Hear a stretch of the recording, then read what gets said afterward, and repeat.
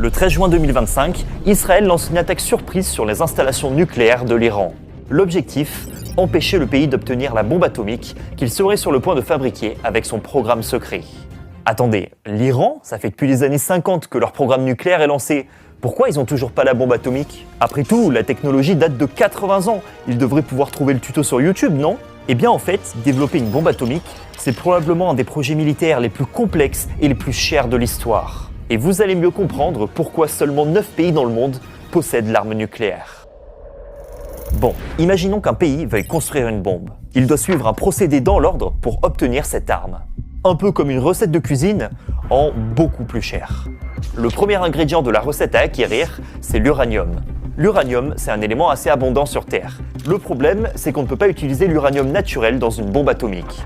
Dans la nature, il est composé à 99,3% d'uranium-238 et seulement 0,7% d'uranium-235. Et évidemment, c'est celui en petite quantité dont on a besoin pour une bombe, car c'est lui qui peut provoquer une réaction de fission nucléaire.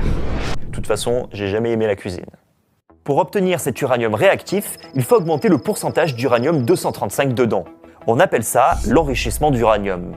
Et c'est là que le cauchemar commence. Pour séparer ces deux isotopes, il faut les faire tourner très vite dans des centrifugeuses. L'uranium-238, plus lourd, est éjecté sur les bords, tandis que l'uranium-235, plus léger, est collecté au milieu. Et on répète l'opération des centaines de fois avec d'autres centrifugeuses pour augmenter le pourcentage. Mais là, deux soucis se posent. Le premier, c'est que c'est une méthode dangereuse. Une seule fuite ou une erreur peuvent provoquer des accidents très graves. Le deuxième, c'est qu'on ne doit pas l'enrichir que de 5 ou 6%. Il faut isoler au minimum 90% d'uranium-235. En comparaison, pour une centrale nucléaire, c'est entre 3 et 5%. Ça nécessite donc des milliers de centrifugeuses dans des installations gigantesques à plusieurs milliards de dollars.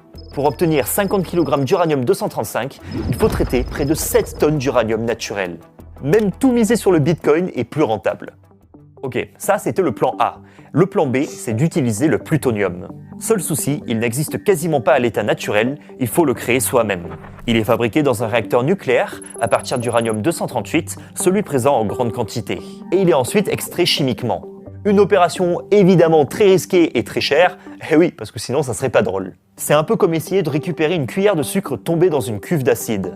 Alors, si je récapitule, obtenir la matière première, c'est déjà un exploit technique. Mais bon, imaginons, vous avez votre plutonium ou votre uranium enrichi. Et maintenant, vous pouvez pas juste allumer une mèche.